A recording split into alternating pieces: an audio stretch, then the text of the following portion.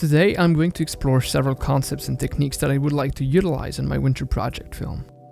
To set the context, my short film will feature some techniques that will help to gradually increase tension as my character becomes insane. Ever since I watched Wes Anderson's films, I've been fascinated by symmetrical framing as a way to depict normality and unity. In my short film, I'd like to depict the transition from sanity to insanity by going from symmetrical and centered framing to asymmetrical when reaching the turning point. There's one film that binds symmetrical composition with madness. It's The Lighthouse. In fact, the director used a 1.19:1 aspect ratio to confine his characters within a very narrow space, while framing them sometimes symmetrically and sometimes asymmetrically. The journey of Robert Pattinson's character, who goes from a sane young man to a mad, seemingly older and lone man, is well depicted with the use of that shift of framing throughout the film. Therefore, in my project, starting with a symmetrical composition and breaking with that rule at some point will be very evocative of my character's journey.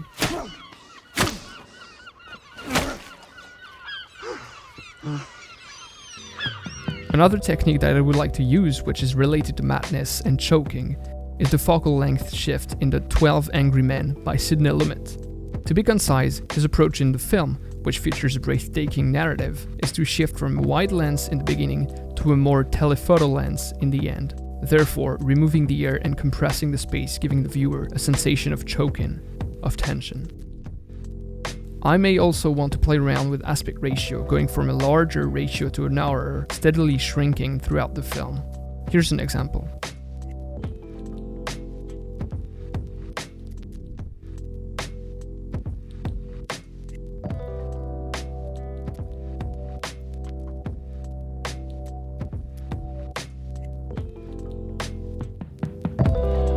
In the color theory, multiple colors are assigned to madness, such as yellow,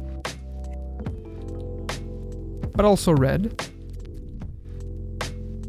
green. Warm yellows tend to be linked to happiness, while pale and muted yellow tends to be linked with insanity and illness.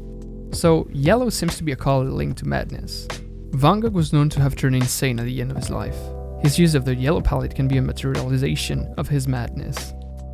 This scientific study shows that for human, pale skin tones are usually pointing towards illness. But the article contrasts this later. For example, while we know that red lips are more attractive, we do not know if it's because they are red or because they are redder than the surrounding skin, or whether dark periorbital regions appear less healthy because they are dark or because they are darker than the surrounding skin. To conclude the part in colors, I will try to utilize pale tones of yellow in contrast with more warm tones of yellow in the production design. This will contrast my character's state of mind opposed to his environment.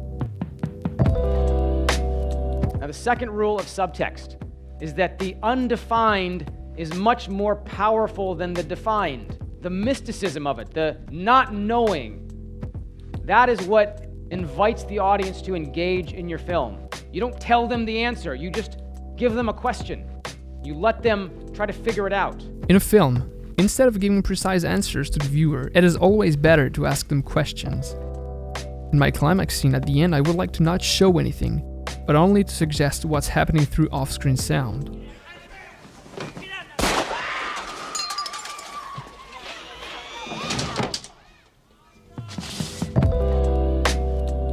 The background story of my film is about grief or separation.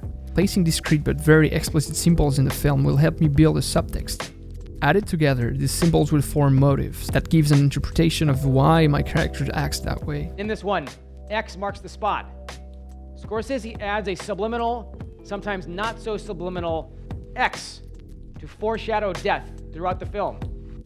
Once you know it's there, you start seeing it everywhere.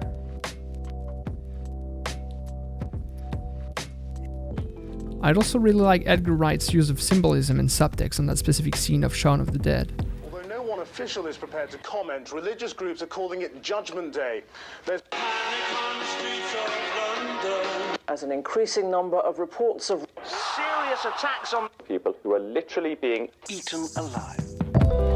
In the end, My goal is to build tension with conscious and unconscious techniques that will give a meaning through subtext to my short film. All these processes will design an environment that will evolve with my character until the very bottom of his descent into insanity.